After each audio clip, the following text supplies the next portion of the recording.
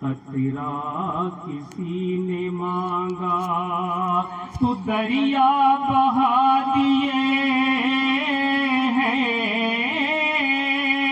دریا بہا دیے ہیں، دربے بہا دیے ہیں، ان کی مہک نے دل کے غنچے کھلا دیے ہیں۔ سبحان اللہ۔ صرف سماعت فرمائیں کہ اللہ کیا جہنم اب بھی نہ سرد ہوگا، اللہ کیا جہنم اب بھی نہ سرد ہوگا، اللہ کیا جہنم اب بھی نہ سرد ہوگا، رو رو کے مصطفیٰ نے، رو رو کے مصطفیٰ نے دریا بہا دیے ہیں، ان کی مہک نے دل کے غنچے کھلا دیے ہیں، جس راہ چل دیے ہیں کوچے بسا دیے ہیں۔ دعاؤں کے ساتھ جو ہے آخری مقطع کا سنائیں کہ ملک سخن کی شاہی تم کو رضا مسلم، ملک سخن کی شاہی تم کو رضا مسلم، جس سمت آ گئے ہو، جس سمت آ گئے ہو سکے بٹھا دیے ہیں، ان کی مہک نے دل کے غنچے کھلا دیے ہیں، جس راہ چل دیے ہیں کوچے بسا دیے۔ سبحان اللہ، سبحان اللہ،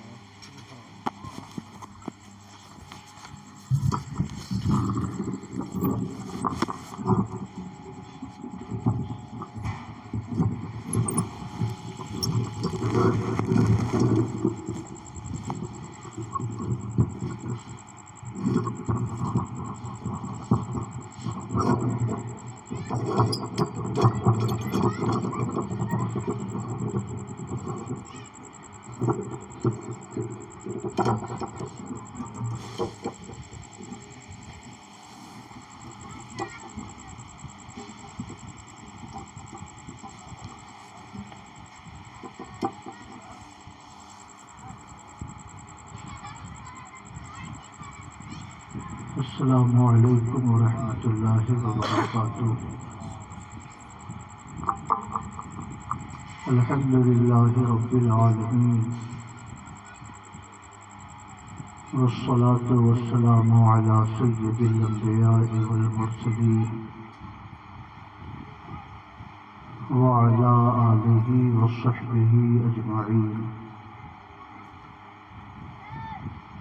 اما بعد، فأعوذ باللہ من الشیطان الرجیم، بسم اللہ الرحمن الرحیم، وعاشروہن بالمعروف، آمنت باللہ صدق اللہ مولانا العظیم، وصدق رسولہ النبی الامین الکریم۔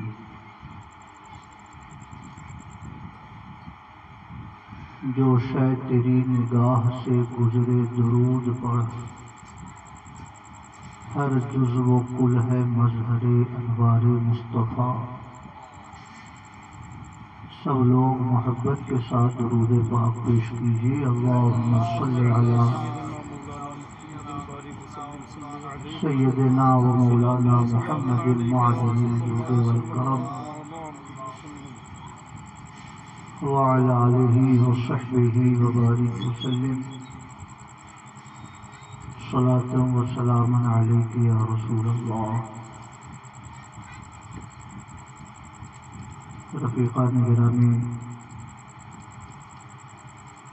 آج کی اس مجلس کا اہتمام عالی جناب محمد صابر حسین صاحب نے اپنی پوتی کے عقد مسنون کے موقع سے کیا ہے. کل غالباً بارات شام کو آنے والی ہے اور ذاکر حسین صاحب کی صاحبزادی رشتہ نکاح سے منسلک ہونے والی ہیں. دعا کیجیے اللہ رب العزت عروسان نو کو اپنی رحمتوں کے سائے میں رکھے اور ہر قسم کے شر و فساد سے، فسق و تفریق سے اللہ پاک اس رشتے کی حفاظت فرمائے. تھوڑی دیر کے لیے یہ مجلس منعقد ہوئی ہے. آدھے گھنٹے میں یہ مجلس مکمل ہو جائے گی. آپ حضرات سکون سے تشریف رکھیں. اسٹیج پر دارالعلوم قادریہ کے بڑے جلیل القدر اساتذہ موجود ہیں. حضرت علامہ مولانا محمود عالم صاحب برکاتی، حضرت علامہ مولانا منصور عالم صاحب، حضرت حافظ عبدالرزاق صاحب. تقریر حضرت مولانا منصور صاحب کی ہونی چاہیے. حافظ محمود صاحب نے امام اعظم کا طریقہ اپنا لیا ہے. امام اعظم ابو حنیفہ کے زمانے میں جو خلیفہ تھا ابو جعفر منصور، اس نے بڑا دباؤ ڈالا کہ آپ قاضی بن جائیے. امام اعظم ابو حنیفہ انکار فرماتے رہے کہ میں قاضی نہیں بن سکتا ہوں. بڑا اصرار اس نے کیا کہ امام اعظم ابو حنیفہ نے فرمایا اللہ کی قسم میں اس لائق نہیں ہوں. تو ابو جعفر منصور نے کہا کہ آپ جھوٹ بولتے ہیں، آپ اس لائق ہیں، آپ کو بغداد کا، کوفہ کا قاضی بننا چاہیے. امام اعظم ابو حنیفہ نے فرمایا کہ اگر میں جھوٹ بولتا ہوں تو جھوٹا آدمی یوں ہی قاضی بننے کے لائق نہیں ہے. اس طرح کسی بھی طور سے وہ قاضی بننے کو تیار نہیں ہوئے. اخیر میں امام اعظم ابو حنیفہ کو اس نے جیل میں ڈال دیا. پھر بھی وہ آمادہ نہیں ہوئے. وہ فرماتے تھے کہ میرے آقا نے فرمایا ہے جو قاضی بنایا گیا وہ الٹی چھری سے ذبح کیا گیا. تو میں نہیں چاہتا کہ میں اس منصب کے خطرے میں اپنے آپ کو ڈالوں. تو تقریباً یہی طریقہ کار ہمارے حافظ محمود صاحب نے اپنا لیا ہے. ابتدائی زمانے میں تقریر کرتے تھے، کئی جگہ ہم لوگوں نے بھی تقریر سنی ہے، مگر اس کے بعد تقریباً تقریر سے انہوں نے قطع تعلق کر لیا ہے. خیر، من سکت نجا، جو چپ رہتا ہے وہ نجات پا جاتا ہے. درود شریف پڑھیں اللہم صلی علی سیدنا و مولانا محمد معدن الجود والکرم وعلى آلہ وصحبہ وبارک وسلم صلاۃ و سلاما علیک یا رسول اللہ۔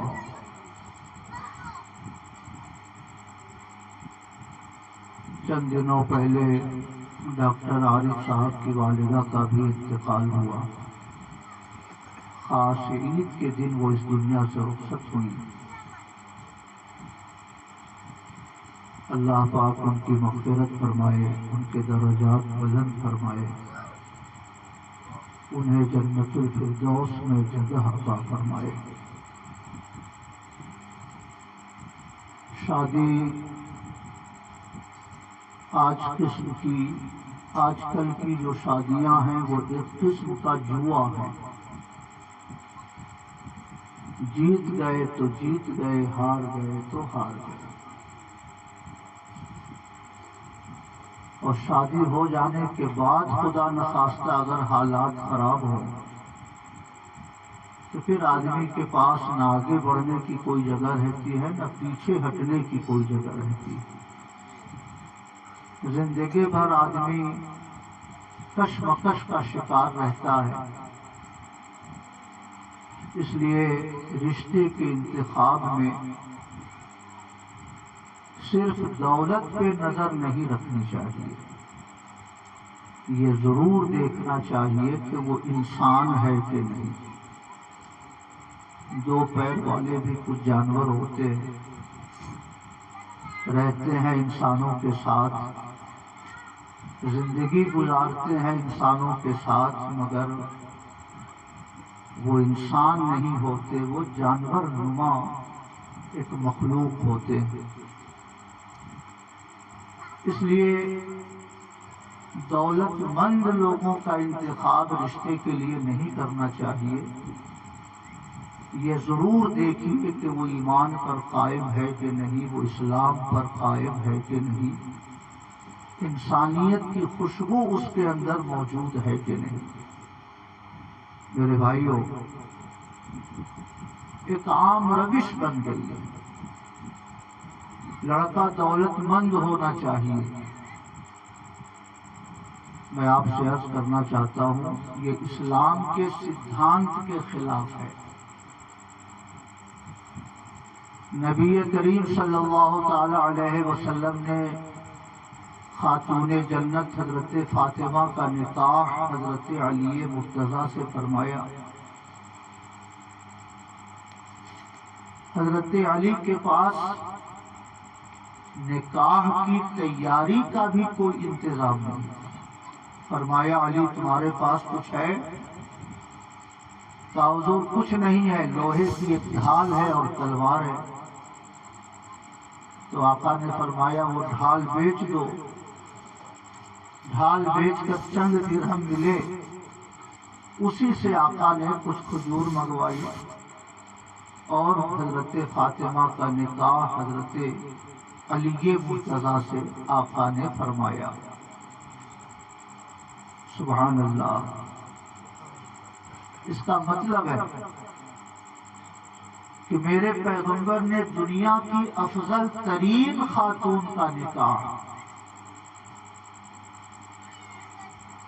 حضرت علی مرتضیٰ سے فرمایا، جن کے پاس مہر دینے کا پیسہ نہیں تھا، جن کے پاس مجلس نکاح کا انتظام نہیں تھا، چند کھجوریں خریدنے کی سہولت ان کے پاس نہیں تھی، مگر اللہ پاک نے اس نکاح میں کتنی برکت عطا فرمائی۔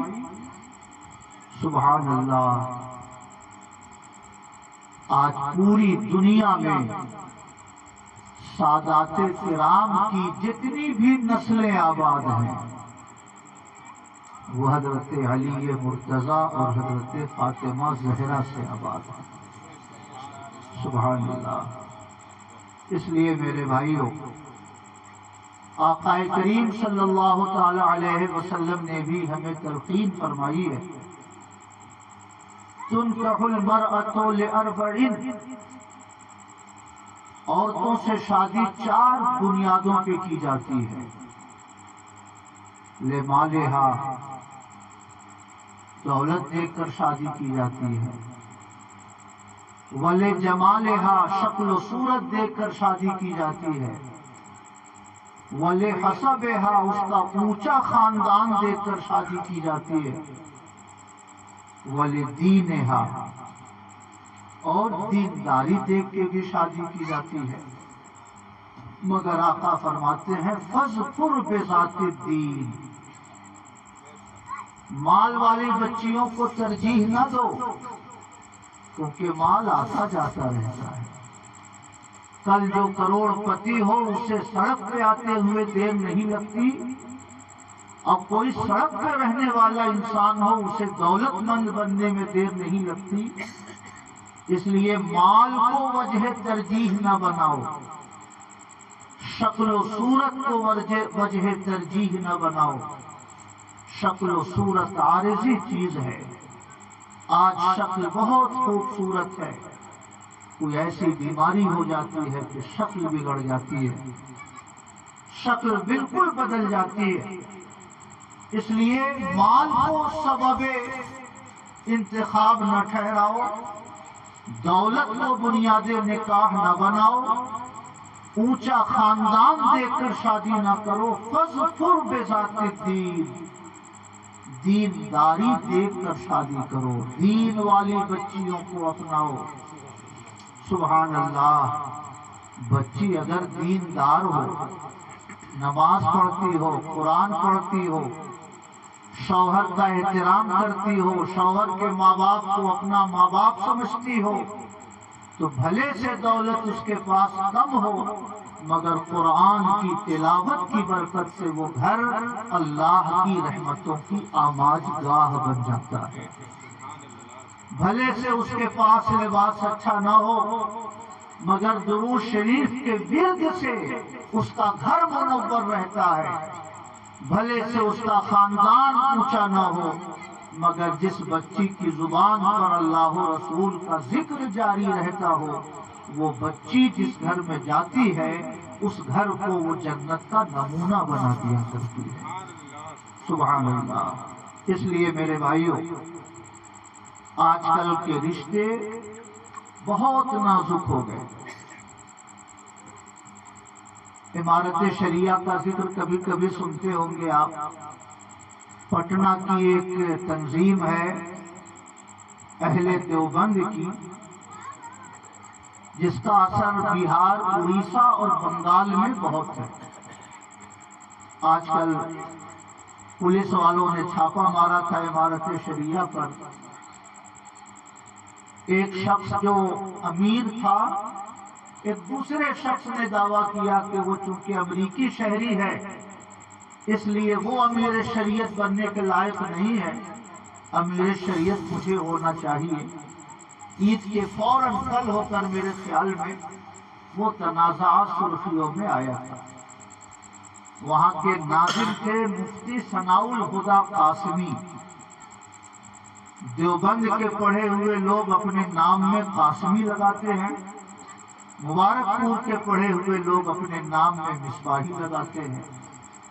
دارالعلوم دیوبند کا بانی قاسم نانوتوی تھا، جس نے حضور کو آخری پیغمبر ماننے سے انکار کیا، جس نے یہ کہا کہ اگر پیغمبر کے بعد بھی کوئی نبی آ جائے تو ان کے آخری نبی ہونے میں کوئی فرق نہیں پڑے گا، جس کی وجہ سے عرب و عجم کے علماء نے اس کے اوپر کفر کا حکم لگایا۔ وہی ثناء الہدیٰ قاسمی، ہمارے گھر سے 2-3 کلومیٹر دوری پر اس کا گھر ہے۔ اس نے انقلاب میں ایک مضمون لکھا آج سے چند سال پہلے کہ میرے ایک دوست نے مجھ سے کہا کہ دلی چلنا ہے، مجھے اپنی بچی کی مگنی کرنی ہے، رشتہ دیکھنا ہے، لڑکے والوں کو دیکھنا ہے۔ تو میں نے کہا کہ میں شادی بیاہ میں کم ہی شرکت کرتا ہوں، مگر بڑا اصرار ہوا تو میں بھی گیا ان کے ساتھ۔ جب لڑکے کے دیکھنے کا موقع آیا تو میرے دوست نے کہا ذرا کچھ پوچھ لیجئے، لڑکے سے نام پتہ لوگ پوچھتے ہیں۔ تو میں نے کہا کیا نام ہے؟ اس نے کہا اپنا نام بتایا۔ میں نے کہا نماز پڑھتے ہیں آپ؟ کہا پہلے پڑھتا تھا، اب نہیں پڑھتا ہوں۔ کہا کیوں؟ کہا اللہ نے فرمایا ہے وَاعْبُدْ رَبَّكَ حَتَّى يَأْتِيَكَ الْيَقِينُ، اپنے رب کی عبادت کرو یہاں تک کہ تم کو یقین حاصل ہو جائے۔ تو مجھے یقین حاصل ہو گیا، اس لیے اب میں نماز نہیں پڑھتا ہوں۔ تو ثناء الہدیٰ قاسمی لکھتے ہیں کہ میں بڑا چوکا۔ میں نے کہا روزہ رکھتے ہیں کہ نہیں؟ کہا کبھی کبھی رکھتا ہوں، کبھی کبھی نہیں رکھتا ہوں۔ کہا کیوں؟ کہا اللہ تعالیٰ نے قرآن میں روزہ رکھنے کی جو بات بیان فرمائی ہے، ارشاد فرمایا ہے کتب علیکم الصیام کما کتب علی الذین من قبلکم لعلکم تتقون، اے ایمان والو تم پر بھی ویسے ہی روزہ فرض کیا گیا ہے جیسے تم سے پہلے والی قوموں پہ روزہ فرض ہوا تھا، تاکہ تم تقوی والے ہو جاؤ، پرہیزگاری تمہیں مل جائے۔ روزہ رکھنے کی حکمت یہ ہے کہ پرہیزگاری مل جائے۔ اللہ کے فضل سے میں پرہیزگار ہو گیا ہوں، اس لیے اب میں روزہ کو ضروری نہیں سمجھتا ہوں۔ تو میں نے آخری سوال کیا آپ کے رول ماڈل کون ہے؟ آپ کس انسان کو اپنے لیے زندگی گزارنے کا نمونہ سمجھتے ہیں؟ اس نے کہا یسوع مسیح کو۔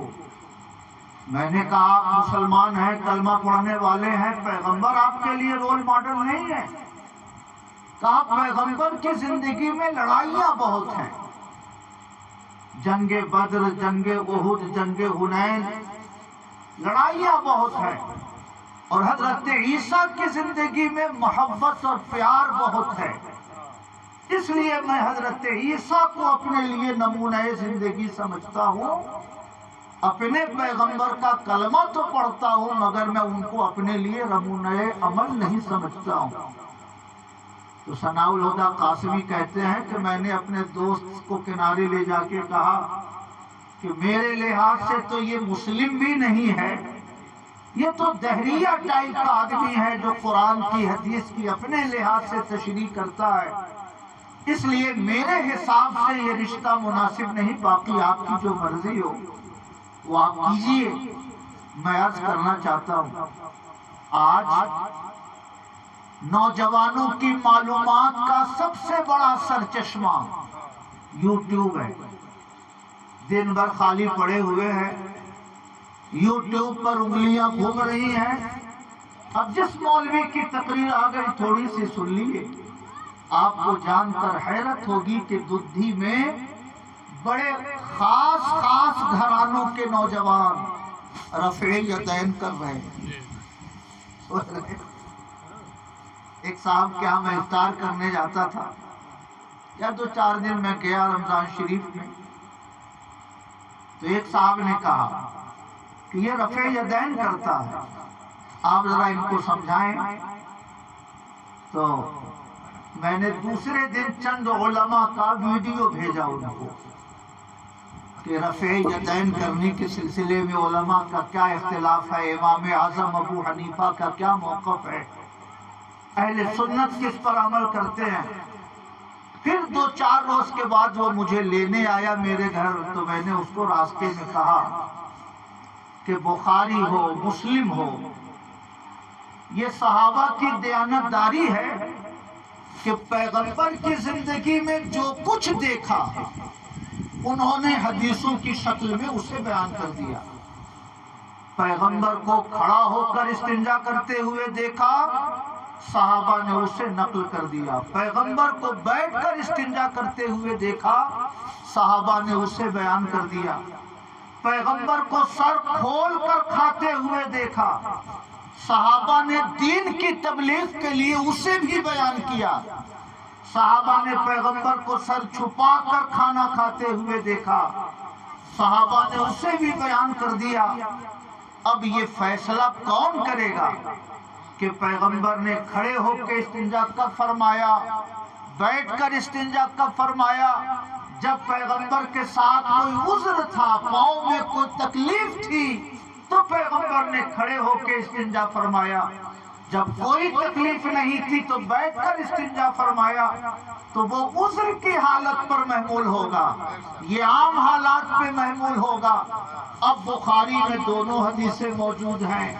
آپ اگر آج کے وقت میں فیصلہ کرو گے تو تم کہو گے کہ کھڑا ہو کے بھی استنجا کرنا سنت ہے، سر کھول کے بھی کھانا پینا سنت ہے۔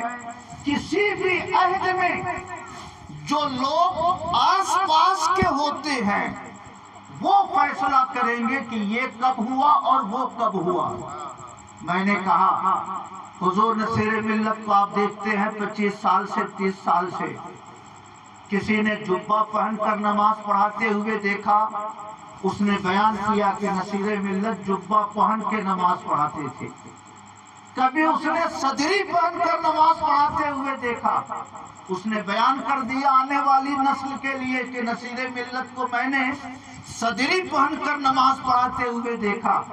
کسی نے صرف کرتا پاجامہ میں دیکھا، اس نے بیان کیا کہ میں نے نصیر ملت کو کرتا پاجامہ پہن کر نماز پڑھتے ہوئے دیکھا۔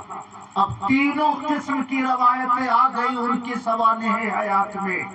اب جو آس پاس کے لوگ ہوں گے وہ بتائیں گے کہ عام حالات میں وہ جبے میں رہتے تھے، کبھی کبھار اکا دکا ہوتا تھا کہ اگل بغل جانا ہو تو صدری میں چلے گئے، کبھی کبھار ایسا ہوا کہ اپنے گھر پہ انہوں نے دعوت کی لوگوں کو بلایا تو اہتمام نہیں فرمایا، کرتا پہن کے ہی انہوں نے نماز ادا کر لی۔ آپ اگر ان تینوں اقوال کی روشنی میں طے کریں گے تو آپ طے نہیں کر سکیں گے کہ ان کا اکثر عمل اس پہ تھا یا اس پہ تھا یا اس پہ تھا۔ جنہوں نے انہیں چلتے پھرتے دیکھا وہ طے کر سکیں گے کہ یہ کب ہوا، یہ کب ہوا اور یہ کب ہوا۔ میں نے کہا صحابہ نے دیانتداری کی بنیاد پر نبی کے ہر عمل کو نقل فرمایا۔ ابتدائی اسلام میں پیغمبر رفع یدین کرتے تھے، رکوع میں جاتے وقت ہاتھ اٹھاتے تھے، رکوع سے اٹھتے وقت ہاتھ اٹھاتے تھے، مگر حضور کا آخری عمل یہی ہے کہ پیغمبر نے رفع یدین ترک کر دیا تھا۔ ایک بار صحابہ کو نماز پڑھتے ہوئے دیکھا، بلکہ حضور نماز پڑھا رہے تھے، صحابہ پیچھے رفع یدین کر رہے تھے۔ نماز سے جب فارغ ہوئے تو فرمایا ما لکم تو مشمشون کاذناب الاخیال، کیا وجہ ہے کہ جیسے گھوڑا دم اوپر نیچے کرتا ہے آپ لوگ بھی ہاتھ اوپر نیچے کیوں کر رہے ہو؟ پیغمبر نے فرمایا کہ خام ادب کے ساتھ نماز ادا کرو۔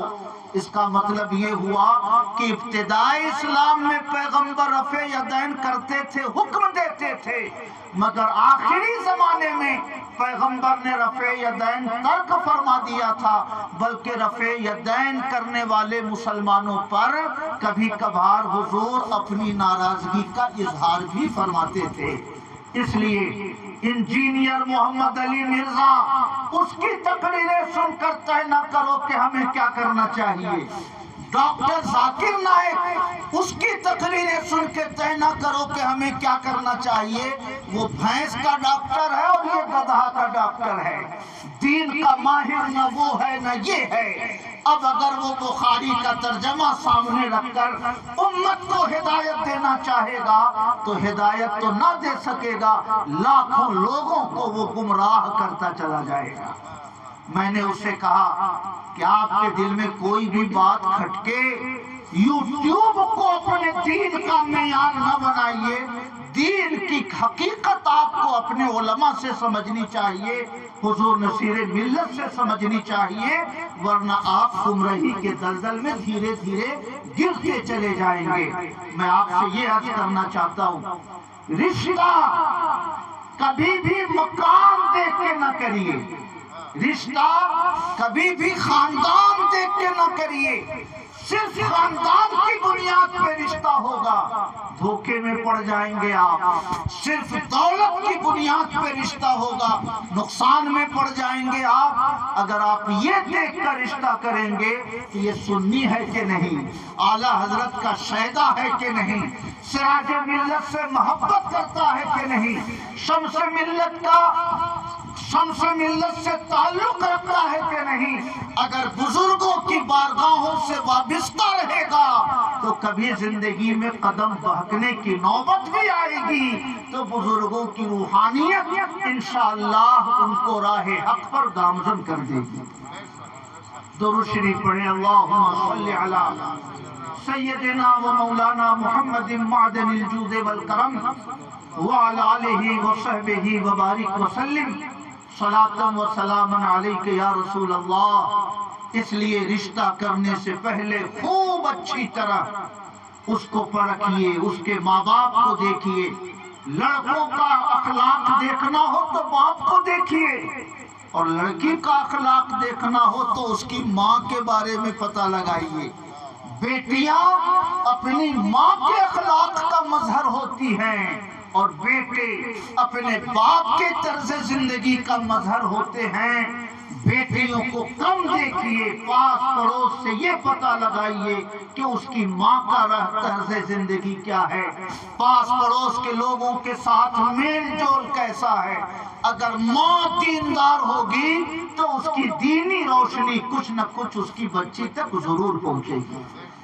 दुरूद शरीफ पढ़े, अल्लाहुम्मा सल्ली अला सय्यदिना व मौलाना मुहम्मदिन मादनिल जूद वल करम व अला आलिहि व सहबिहि व बारिक व सल्लिम सलातन व सलामन अलैका या रसूल अल्लाह। मेरे भाइयों, मैं हमेशा ये बात कहता हूँ कि शादियों में 10 जोड़े कपड़े ले जाना ये शरअन वाजिब नहीं है। 200-250 बारात लेकर कहीं जाना ये दीन का हिस्सा नहीं है। 25 गाड़ियों की लाइन लगा दी जाए और सारी गाड़ियां सफेद कलर की हो, ये दीन के तसव्वुर से मेल नहीं खाता। दीन का जो बुनियादी नुक्ता नजर है कि रिश्ता दीनदारी की बुनियाद पर करो और बीवी शौहर का हक अदा करे, शौहर बीवी का हक अदा करे, दोनों एक दूसरे के हुकूक की पासदारी करेंगे तो 2 रोटी खाएंगे, मगर इंशाअल्लाह वो घर जन्नत का नमूना रहेगा। समझ रहे हैं? वो घर जन्नत बुजुर्गों की सीरत का आईनादार रहेगा। और अगर हुकूक की अदायगी नहीं होगी तो उलझन बढ़ती चली जाएगी, दुश्वारियां बढ़ती चली जाएंगी। मैं अर्ज करना चाहता हूँ, आज इंसान धोखा 2 चीजों में खाता है। बारात ले जाना है, पैसे नहीं है तो अब किसी न किसी बहाने से समधी को इशारा करिए। रिश्ता करने को वो बिसरार करेगा, हमारा तारीख लेने आप बहाना करेंगे, मेरा बाथरूम तैयार नहीं, अभी हम रिश्ता नहीं करेंगे, मेरी छत अभी नहीं ढली है, हम अभी रिश्ता नहीं करेंगे, अभी हमने बारजा नहीं बना, अभी हम रिश्ता नहीं करेंगे। लड़की वाले समझ जाते हैं कि ये टाल मटोल उस वक्त तक चलता रहेगा जब तक मेरी तरफ से कुछ पैसे न दिए जाएं। अब जो मीडिएटर होता है वो कहता है छत डलवा लीजिए, समझिए 1 लाख रुपया देने को तैयार है आपको। मैं अर्ज करना चाहता हूँ, शादियों का ये सबसे बड़ा नुकसान है। नुकसान क्यों है? इसलिए नुकसान है कि आप जो पैसा अपने रिश्तेदारों से लेते हैं, जो गाड़ियां रिश्तेदारों से लेते हैं, वो रिश्वत है। और रिश्वत देने वाला अगर मुआफ भी कर दे तो भी रिश्वत मुआफ नहीं होती है। समझ रहे हैं? रिश्वत देने वाला अगर रिश्वत मुआफ भी कर दे तब भी वो रिश्वत माफ नहीं होती। एक रास्ता है कि पैसा आप उसको वापस करिए। सुभान अल्लाह। शरान वाजिब था 2 कपड़ा, ले गए दर्जन भर। शरान वाजिब था 2 गवाह और लड़का लड़की, ले गए पूरा गांव उठाकर। पैसा तो आपने गैर जरूरी चीजों में खर्च कर दिया, अब समधी को आप लौटाएंगे कहां से? وہ نقد پیسہ آپ اسے ریٹرن کہاں سے کریں گے؟ نتیجہ یہ ہوگا کہ آپ سمجھی کا وہ حق لے کر اس دنیا سے چلے جائیں گے. اور یاد رکھیے آخرت کا حساب دنیا کے حساب سے الگ ہوگا. یہاں اگر ہمیں آپ کو حق لوٹانا ہے ہم پیسے بھی دے کے لوٹا سکتے ہیں. ہم کہیں پیسہ نہیں 1 کنٹل گیہوں لے لیجیے اپنا حق ادا کر لیجیے، ہو سکتا ہے. میرے پاس گیہوں بھی نہیں، 2-4 فریش کپڑا ہے، ہم دے کے آپ سے حق معاف کرا سکتے ہیں. مگر آخرت میں نہ گیہوں ہوگا، نہ چاول ہوگا، نہ وہاں پر کپڑے ہوں گے، نہ وہاں کوئی موٹر سائیکل ہوگی، صرف نیکیاں ہوں گی یا گناہ ہوگا. کسی بھی حق والے کا حق ادا کرنا ہے تو آپ اب پیسہ نہیں دے سکتے، بلکہ اب آپ کو اپنی نیکیاں دینی پڑیں گی یا اس کا گناہ آپ کو اپنے ذمے میں لینا پڑے گا. کتنا مشکل ہوگا آپ کے لیے. آپ ذرا سوچیں، نیکیاں بھی دینا کوئی اتنا آسان کام نہیں ہے. میں نے کسی مجلس میں یہ عرض کیا تھا، اعلیٰ حضرت امام احمد رضا نے فتاوی رضویہ میں لکھا ہے اور علامہ ابن حجر مکی نے بھی اس کو نقل کیا ہے کہ 1 روپے کے بدلے میں 700 نمازوں کا ثواب حق والے کو اسے دینا پڑے گا جس کا حق اس کے اوپر ہے. 1 روپے کے بدلے میں کتنا؟ 700 جماعت کے ساتھ پڑھی ہوئی نمازوں کا ثواب دینا پڑے گا. اب آپ نمازیں پڑھتے کتنی ہیں؟ مہینے میں 4 جمعہ، 12 چوکے 48، عید بقرعید جوڑیے تو 50. 70% مسلم آبادی جو نمازیں پڑھتی ہے سال میں 70 نماز، اور 1 روپے میں دینا ہے آپ کو 700 نماز. گویا 10 سال تک جو نمازیں پڑھی وہ 1 روپے کے بدلے میں سمجھی کو دینا پڑا. اب آپ اگر 50,000 لے کر دنیا سے چلے گئے، 25,000 لے کے دنیا سے چلے گئے، 1,00,000 سوا لاکھ لے کے دنیا سے چلے گئے، تو آپ اندازہ لگا سکتے ہیں کہ آپ کے پاس کتنی نیکیاں بچیں گی. مگر یہ مت سوچئے گا کہ نیکی ختم ہو جائے گی تو سمجھے کیا کرے گا، کہاں سے لے گا، وہ اس دھوکے میں نہ رہیے گا. حدیث شریف میں ہے، آقا نے فرمایا اے صحابہ مفلس کون ہے؟ صحابہ نے عرض کیا حضور جس کے پاس مال نہیں، جس کے پاس دولت نہیں، اسی کو ہم لوگ مفلس سمجھتے ہیں.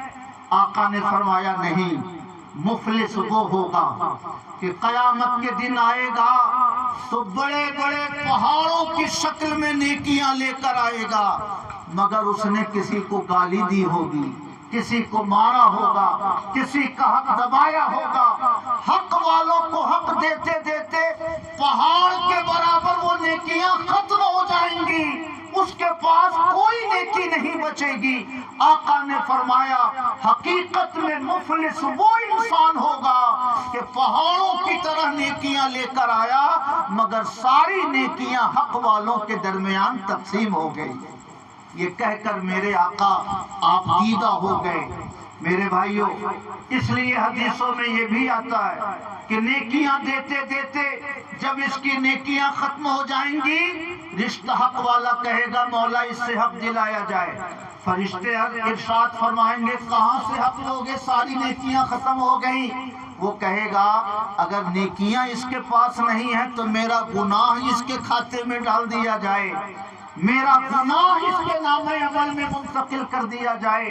سبحان اللہ. فرماتے ہیں میرے آقا کہ اللہ رب العزت جب بندوں پہ کرم فرمائے گا، ارشاد فرمائے گا اوپر دیکھو، وہ بندہ اوپر دیکھے گا. اللہ تعالیٰ فرمائے گا تم نے کیا دیکھا؟ وہ بندہ عرض کرے گا مولا وہ تو سونے کا محل ہے، وہ تو لالوں سے مرت کا بنا ہوا محل ہے، ہم لوگ کہاں اس کے لائق ہیں. اللہ پاک فرمائے گا اپنے اس بھائی کے حق کو معاف کر دو اور دونوں ایک دوسرے کا ہاتھ پکڑ کر اسی جنت میں چلے جاؤ. اللہ رب العزت کے کرم سے وہ بندہ اس کا حق معاف فرمائے گا اور وہ دونوں اللہ کے حکم سے اسی جنت میں چلے جائیں گے.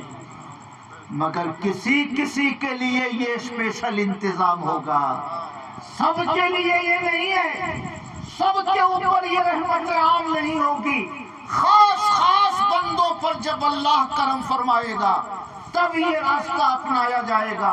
اس لیے میں عرض کرنا چاہتا ہوں میرے بھائیوں، میرے عزیزوں، کوئی ضروری نہیں کہ 25 گاڑیاں لے کر ہم جائیں، کوئی ضروری نہیں کہ ہم درجن بھر کپڑے لے کے جائیں، کوئی ضروری نہیں کہ ہم کئی زیور لے کے سمجھی کو خوش کریں۔ آپ ان سے کہیں میری حیثیت 50,000 روپے کی ہے، میں 10 باراتی لا سکتا ہوں، 1 زیور لا سکتا ہوں، لڑکی اور لڑکی کی ماں کا کپڑا بھی صرف میں انتظام کر سکتا ہوں۔ اگر آپ کو رشتہ پسند ہو تو کیجئے، ورنہ آپ کے لیے بھی دروازے کھلے ہیں، میرے لیے بھی دروازے کھلے ہیں۔ سستا سے سستا نکاح کرو، شادی سے شادی شادی کرو، مگر خدا کے لیے جہیز کا مطالبہ کر کے اپنی آخرت کو تباہ نہ کرو۔ تلک لینا یہ اسلام کا تصور نہیں ہے، یہ غیروں کا تصور ہے جو پاس پڑوس میں رہنے کی وجہ سے ہمارے گھروں میں بھی یہ رسم آ گئی ہے۔ ورنہ یاد رکھیے حضرت عمر فرماتے ہیں اکثر النکاح برکہ ایسرہن مؤونہ، سب سے بابرکت نکاح وہ ہوتا ہے جس میں اخراجات سب سے کم ہوا کرتے ہیں۔ یہ سبحان اللہ، سب سے مبارک شادی وہ ہوتی ہے جس میں اخراجات کم ہوتے ہیں، بوجھ کم ڈالا جاتا ہے۔ اس لیے میرے بھائیوں، سنت جب سنت سے ہٹ کر ادا کی جاتی ہے تو انسان نقصان میں پڑتا ہے۔ وہ گھر جنت کا نمونہ بننے کے بجائے وہ جہنم کا نمونہ بنتا چلا جاتا ہے۔ کاش ہم نے پیغمبر کی سیرت اپنائی ہوتی تو ہمارا گھر اللہ کے فضل و کرم کا گہوارہ بن گیا ہوتا۔ دوسرا نقصان مہر کے مسئلے میں ہر آدمی کوتاہی کرتا ہے۔ مہر کی ادائیگی یہ شریعت کا مقرر کیا ہوا حق ہے۔ آپ چاہیں کہ اس کو رد کر دیں، رد نہیں ہوگا۔ لڑکے نے کہا میں تم سے شادی کروں گا اسی شرط پر کہ 1 روپیہ مہر نہیں دوں گا۔ لڑکی نے کہا ٹھیک ہے ہم راضی ہیں، پھر بھی مہر دینا پڑے گا۔ وہ بندوں کا حق نہیں ہے ابتداءً، وہ شریعت کا حق ہے۔ دونوں میں معاہدہ ہو گیا کہ 1 پیسہ میں نہ مہر دوں گا۔ لڑکی نے قرار کیا کہ میں 1 پیسہ مہر نہیں لوں گی، مجھ سے شادی کر لیجئے۔ پھر بھی اگر شادی ہو جائے گی تو کم سے کم 10 درہم اس مرد کو اپنی بیوی کو بطور مہر ادا کرنا پڑے گا۔ سمجھ رہے ہیں میرے بھائیوں؟ اور ہم اور آپ یہ سمجھتے ہیں کہ مہر دینے کی کیا ضرورت ہے۔ نتیجہ یہ ہوتا ہے کہ دنیا سے رخصت ہونے کے وقت مہر معاف کرایا جاتا ہے۔ شوہر کا انتقال ہو گیا، بیوی کو لوگ لے کر آتے ہیں جنازے کے پاس، کہو کہ ہم نے مہر معاف کیا۔ تو جس خاتون نے پوری زندگی شوہر کی محبت میں گزار دی، وہ خاتون جنازہ کے سامنے کیسے کہے گی کہ میں معاف نہیں کرتی ہوں؟ دنیا والے کہیں گے بہت سخت دل ہے یہ، دنیا والے کہیں گے بہت بے مروت عورت ہے یہ۔ اس لیے عورت جس نے پوری زندگی شوہر پہ نچھاور کر دی، مرتے وقت وہ مہر کو کیسے نہ معاف کرے؟ وہ کہتی ہے کہ میں نے آپ کا مہر معاف کر دیا۔ اگرچہ یہ طریقہ کار غیر محفوظ ہے مگر اس سے بھی مہر معاف ہو جاتا ہے۔ مگر میں آپ سے یہ عرض کرنا چاہتا ہوں، اگر شوہر دنیا سے پہلے گیا، بیوی زندہ ہے، تب تو بیوی جنازے کے پاس آ کر مہر معاف کرے گی۔ لیکن اگر بیوی پہلے چلی گئی، شوہر دنیا میں باقی رہ گیا، تو اب کیسے مہر معاف ہوگا؟ مگر دینی تعلیمات نہ ہونے کے سبب شوہر سے بھی مہر معاف کرایا جاتا ہے۔ دودھی کا ایک بڑا مشہور گھرانہ، میں یہ بات عرض کر چکا ہوں اس سے پہلے بھی، ان کی بیوی کا انتقال ہوا۔ حضور نصیر ملت بھی تشریف لے گئے، ہم لوگ بھی ان کے گھر گئے، جنازہ ہو گئی۔ جنازہ جب گھر میں رکھی تھی تو لے کر آئے ان کو، کہا کہیے کہ ہم نے مہر معاف کیا۔ تو انہوں نے کہا کہ میں نے آپ کا مہر معاف کیا۔ خیر، جب جنازہ پڑھ کے ہم لوگ لوٹے ان کے گھر تو ہم نے ان کا نام لے کے کہا کہ یہ تو الٹا ہو گیا، قرض تھا بیوی کا، آپ کو دینا تھا، تو بیوی زندہ ہوتی تو آپ کا مہر معاف کرتی، مگر آپ ہی معاف کر رہے تھے جنازے کے وقت، یہ تو گنگا الٹی بہ گئی۔ تو انہوں نے کہا کیا مطلب؟ میں نے کہا اس کا مطلب یہ ہے کہ بیوی کا قرض تھا وہ معاف کرتی، جب دنیا سے چلی گئی تو اب آپ کیا معاف کریں گے، اب تو آپ کو دینا پڑے گا۔ انہوں نے کہا کیسے میں دوں گا؟ میں نے کہا ان کے بینک میں اگر 50,000 ہوتا تو ان کا ترکہ ہوتا، اگر ان کے نام سے زمین ہوتی تو ان کا ترکہ ہوتی، اگر ان کے پاس کچھ زیور ہوتا تو وہ ترکہ ہوتا، اسی طرح ان کا مہر بھی ترکہ ہے۔ اب آپ کو ان کے بیٹوں اور بیٹیوں کے درمیان تقسیم کرنا پڑے گا، ماں باپ زندہ ہوں تو اسے بھی دینا پڑے گا، شوہر ہونے کے ناطے آپ کو بھی 1/4 ملے گا، مگر دیے بغیر اب کوئی راستہ نہیں ہے، کیونکہ حق والا اب دنیا سے جا چکا ہے۔ بیوی جس کا مہر آپ کے اوپر لازم تھا وہ دنیا سے جا چکی ہے، اس لیے مہر آپ کو دینا پڑے گا۔ میں نے ان سے پوچھا کتنا مہر تھا؟ تو انہوں نے ایسے کچھ بتایا 150 200 یا 551۔ پہلے کے زمانے میں اتنا ہی رکھا جاتا تھا، 200 250۔ تو میں نے کہا کتنا بھی رکھیے مگر دینا ہوگا آپ کو 10 درہم کا پیسہ دینا پڑے گا۔ کہا کتنا ہوتا ہے 10 درہم کا؟ ہم نے کہا 32 گرام 666 ملی گرام چاندی، یعنی 33 گرام چاندی، 3 تولہ 3 گرام، 1 تولہ اگر 800 روپے کی ملتی ہو چاندی تو 3 تولے کا 8 تیری 2400 روپیہ ہوا، اور 3 گرام کا 80 تیا 240، تو 2400 وہ 240 یہ، یعنی 2600-2700 روپیہ کم سے کم یہ 10 درہم کا ہوا۔ تو میں نے کہا کہ آپ 11,000 کم سے کم ادا کر دیجئے۔ تو کہا کس کا کتنا ہوگا؟ تو میں نے جوڑ کے بتایا کہ آپ شوہر ہیں، آپ کو اتنا ملے گا، آپ کی اتنی بیٹیاں ہیں تو ان کو اتنا ملے گا، اتنے بیٹے ہیں تو ان کو اتنا ملے گا۔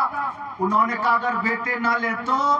ہم نے کہا وراثت جبری ہے، وراثت جبری ہے، یعنی میں کہہ دوں کہ میں اپنے والد کے حق میں حصہ نہیں لوں گا پھر بھی میرا حصہ ختم نہیں ہوگا، کوئی بہن کہہ دے کہ میں اپنی ماں کی جائیداد میں حصہ نہیں لوں گی تب بھی حصہ ختم نہیں ہوگا۔ ارث جبری ہے، باپ لکھ کے مر جائے کہ میں اپنی زمین جائیداد سے بیٹے کو عاق کرتا ہوں تب بھی حق ختم نہیں ہوگا، باپ مرے گا تو جیسے دوسرے بیٹوں کو حصہ ملے گا اس کو بھی حصہ ملے گا۔ میں نے کہا کہ جتنا حصہ ہوتا ہے اتنا پیسہ ان ساری بیٹیوں کو بیٹوں کو دے دیجئے، اگر وہ نہ رکھنا چاہیں لوٹانا چاہیں تو آپ کو دوبارہ وہ لوٹا سکتے ہیں، آپ ان پیسوں سے آپ قرآن شریف لے کر مسجد میں رکھ دیں، کچھ دینی کتابیں لے کر مدرسے میں بھیج دیں۔ تو انہوں نے ویسا ہی کیا۔ خیر 500 ہو 1000 ہو 1500 ہو یہ تو کوئی زیادہ ٹیڑھی کھیر نہیں ہے، مگر کسی کے مہر میں دینار جڑا ہوا ہوتا ہے، سمجھ رہے؟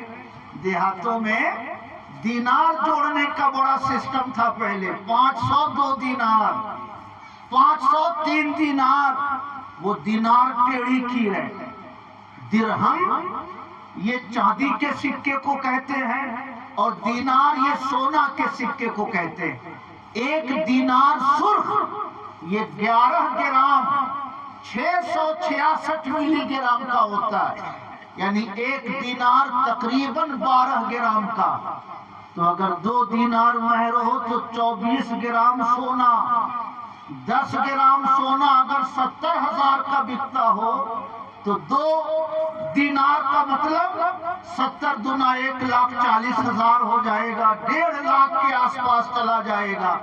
اس لیے میرے بھائیوں مہر مقرر کرتے وقت دینار کا تعین نہ کریں کیونکہ وہ سونا ہے۔ آج اگر 70,000 روپے ہے تو 25 سال کے بعد وہ 1.5 لاکھ روپے بکنا شروع ہو جائے گا۔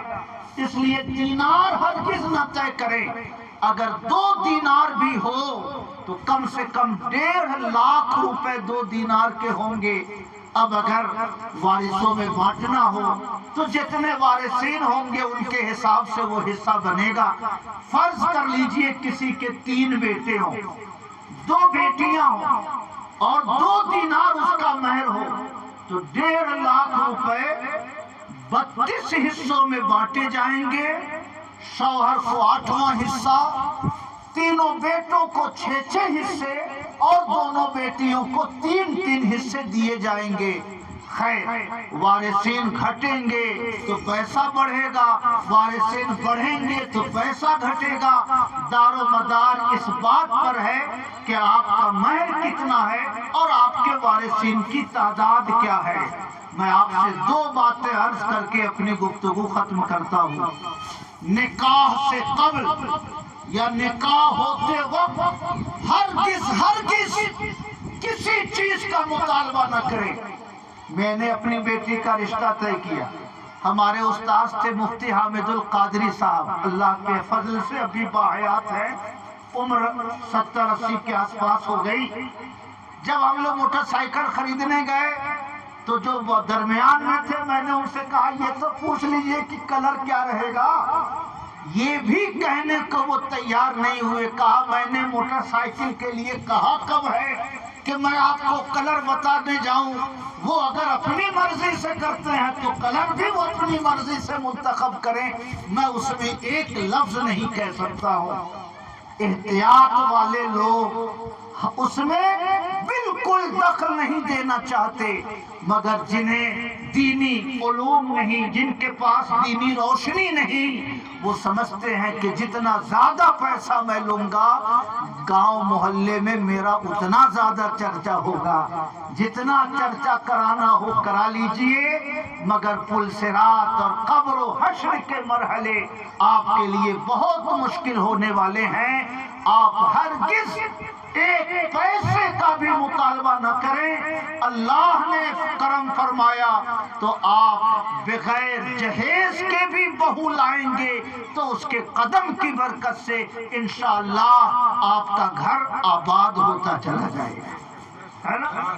1.5 لاکھ مانگیے اور شادی کے بعد 3 بیٹیاں ہو گئی، مہنگا سستا سودا ہوا تو مہنگا رہا، اور بغیر مطالبہ جہیز کے آپ نے شادی کی اور اللہ نے آپ کے گھر میں برکتیں دے دی، تو وہ گھاٹے والا سودا ہوا یا یہ گھاٹے والا سودا ہوا۔ اس لیے میرے بھائیوں، ہرگز کبھی بھی منہ نہ کھولیے۔ ان کی بیٹی ہے، اپنے گھر رکھے جو کپڑا پہنائیں، اپنے داماد کے گھر جو کپڑا پہنا کے بھیجیں، یہ ان کی مرضی ہے، ہم کیوں اس میں دخل دے کر اپنی آخرت تباہ کریں۔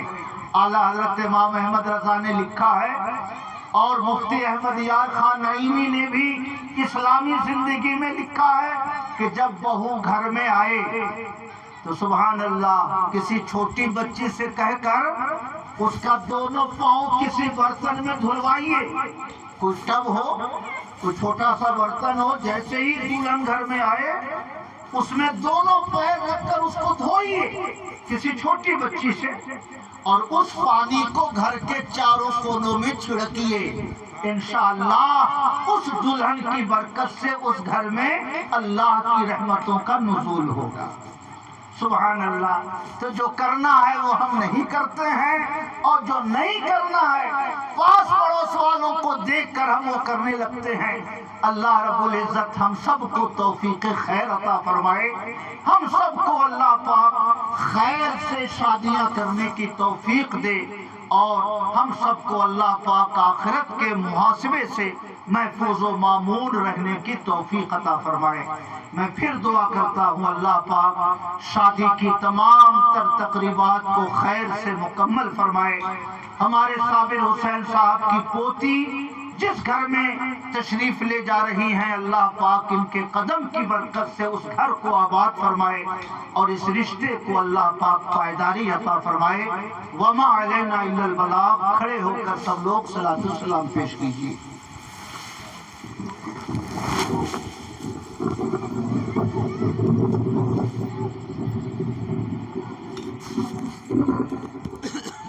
مصطفیٰ الرحمن الرحيم قل يا أيها الكافرون لا أعبد ما تعبدون ولا أنتم عابدون ما أعبد ولا أنا عابد ما عبدتم ولا أنتم عابدون ما أعبد لكم دينكم ولي دين بسم الله الرحمن الرحيم قل هو الله أحد الله الصمد لم يلد ولم يولد ولم يكن له كفوا أحد بسم الله الرحمن الرحيم قل هو الله أحد الله الصمد لم يلد ولم يولد ولم يكن له كفوا أحد بسم الله الرحمن الرحيم قل هو الله أحد الله الصمد لم يلد ولم يولد ولم يكن له كفوا أحد بسم الله الرحمن الرحيم قل أعوذ برب الفلق من شر ما خلق ومن شر غاسق إذا وقب ومن شر النفاثات في العقد ومن شر حاسد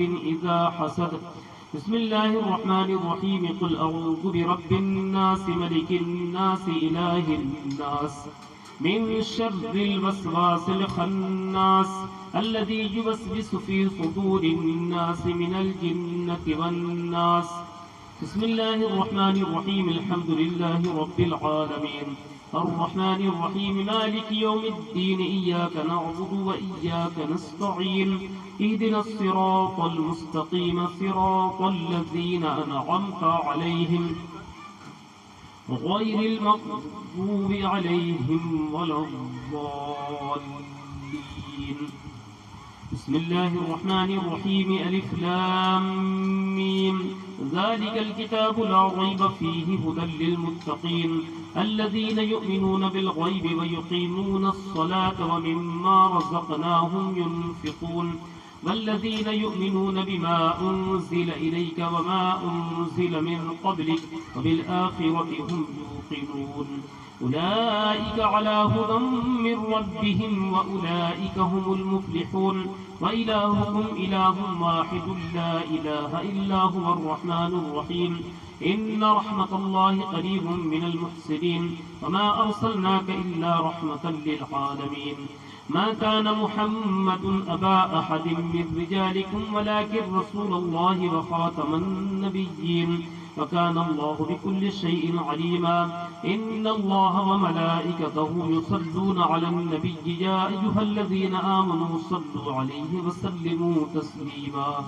اللهم صل على سيدنا ومولانا محمد معدن الجود والكرم وآله وصحبه وبارك وسلم أعوذ بالله من الشيطان الرجيم ألا إن أولياء الله لا خوف عليهم ولا هم يحزنون الذين آمنوا وكانوا يتقون سبحان ربك رب العزة عما يصفون وسلام على المرسلين والحمد لله رب العالمين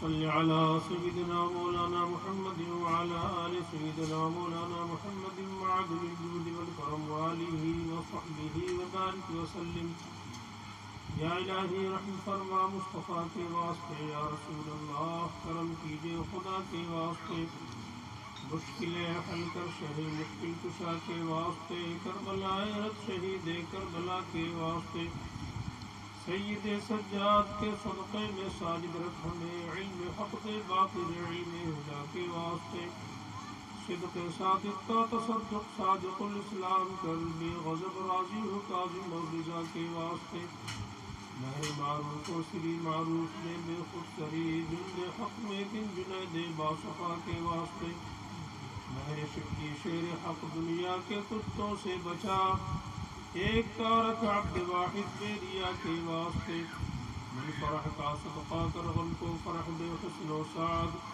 بلحسن اور بو سعید سعد ذا کے واسطے قادری کر قادری رکھ قادریوں میں اٹھا قدر عبد القادر قدرت نما کے واسطے احسن اللہ لہو رزق کے دے رزق حسن بندے رزاق تاج الاسقیاء کے واسطے نصر بھی صالح کا صدقہ صالح و منصور رکھ دے حیات دی محیے جا فضا کے واسطے طور عرفان و علو و حمد و حسنہ و بہا دے علی موسیٰ حسن احمد بہا کے واسطے بحر ابراہیم ہم پر ناری غم گلزار کر بھیک دے داتا بھکاری بادشاہ کے واسطے خانہ دل کو زیاد روئے ماں کو جمال شاہ ضیا مولا جمال الاولیاء کے واسطے دے محمد کے لیے روزی کر رحمت کے لیے خالق فضل اللہ سے حصہ گدا کے واسطے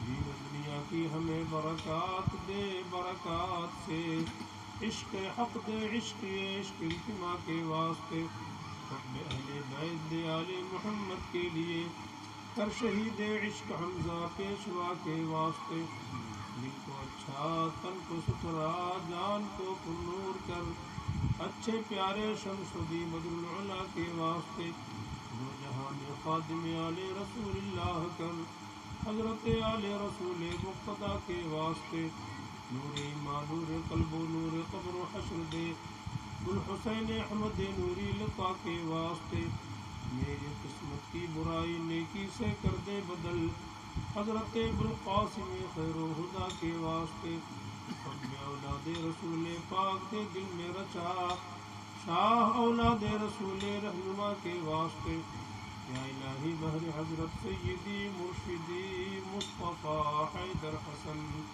حسن و صفوت کر عطا اس بے نوا کے واسطے صدقہ عنایات دے چائن عز علم عمل عفو عرفا عافیت ہم سب گدا کے واسطے اللہم صلی وسلم وبارک علی سیدنا مولانا محمد معدن الجود والکرم رب قدیر قرآن پاک کی آیات پڑھی گئی درود پاک پڑھا گیا اور مذاکر خالدیہ کی تلاوت ہوئی تیرا اور تیرے حبیب پاک کا ذکر پاک ہوا پیشہ شریف کی شیری حاضر ہے یا رب العالمین ان سب ذکر و اذکار کو اور توشہ شریف کی شیری کو یا رب العالمین اپنی بارگاہ میں شرف قبول عطا فرما ان سب کا ثواب سید عالم نور مجسم احمد مجتبیٰ محمد مصطفیٰ صلی اللہ تعالیٰ علیہ وسلم کی بارگاہ میں قبول فرما ان کے طفیل جملہ انبیاء کرام ازواج مطہرات بنات مقدسات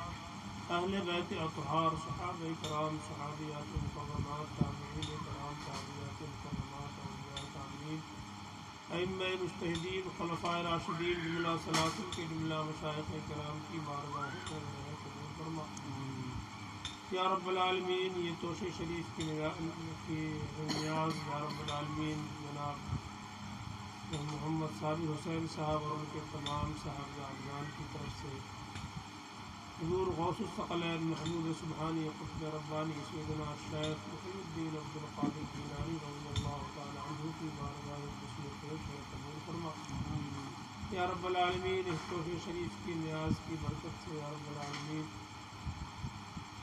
ان تمام حضرات کو خوشحالیاں عطا فرما یا رب العالمین جو بھی شادی کی تقریب کب ہونی ہے یا رب العالمین اس شادی کی تقریب کو بحسن و خوبی انجام تک پہنچا یا رب العالمین ہر طرح کی پریشانیوں سے انہیں نجات عطا فرما اس گھر میں رحمت و برکتوں کا نزول فرما یا رب العالمین اپنا فضل فرما کرم فرما رب قدیر حضور غوث پاک رضی اللہ تعالیٰ عنہ کے کفایت ان سب کا ثواب خواجہ خواجگان سلطان محمد خواجہ غریب نواز رضی اللہ تعالیٰ عنہ کی بارگاہ میں پیش ہے قبول فرما مخدوم پاک مخدوم سید محمد اشرف حضور سلطانی رضی اللہ تعالیٰ عنہ کی بارگاہ میں پیش ہے قبول فرما حضور اعلیٰ حضرت حضور مفتی عابد ہند حضور صدر الشریعہ حضور عاقب ملت مجاہد ملت شمس ملت سراج ملت علیہم ورحمت و رضوان کی بارگاہوں میں نظر قبول فرما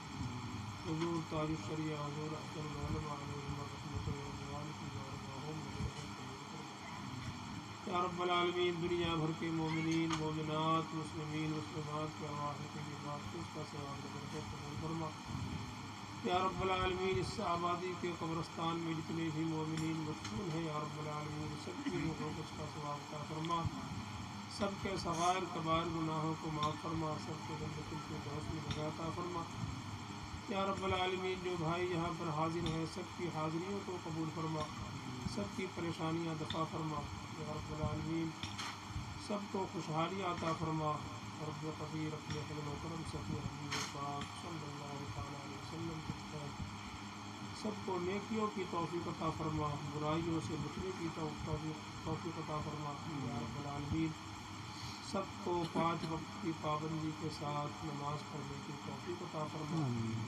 یا رب العالمین، اپنا فضل فرما، کرم فرما، الہی خیر گردانی بحق شاہدین علی، الہی خیر گردانی بحق شاہدین علی، فسہل یا الہی کل سعال بحرمت سید الابرار سید ان اللہ وملائکتہ یصلون علی النبی یا ایہا الذین آمنوا صلوا علیہ وسلموا تسلیما اللہم صل علی سیدنا مولانا محمد وعلی آل سیدنا مولانا محمد معاذ الجود والکرم وآلہ وصحبہ وبارک وسلم سبحان ربک رب العزت عما یصفون وسلام علی المرسلین والحمد للہ رب العالمین.